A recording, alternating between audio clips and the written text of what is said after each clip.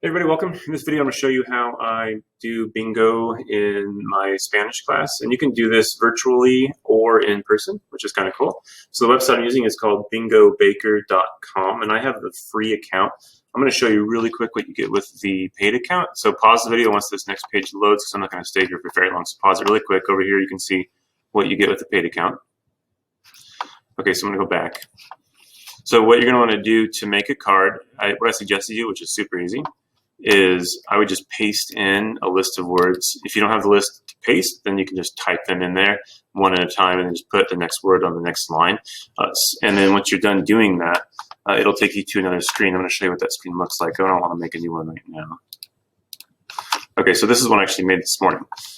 Right here, you can see all of the words or items that I put in my bingo sheet, and it looks like I put 43 words plus there's a free space, and it tells you over here on the right, which is kind of cool, that I'll have to call about 12 times before someone wins. So I always pay attention to that number, because if it's too low, then kids will be winning immediately, and if it's too big, it could take too long. So play around with that. Once you have your bingo set up, what I suggest you do is save it, and to save it is really easy. You're going to want to save two things actually. The first one is this URL up here at the top. Over here on my Google Doc, this is that URL. So I can go back there anytime I want to open up this bingo. I put right here what's on my bingo alphabet and some other words. And then this link right here, you don't necessarily actually have to save that one, because when you go to this link, it takes you here.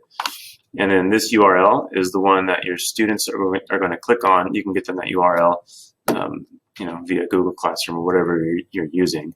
And let me show you what happens when they click that. Takes them to this page, and then they'll click Generate Card.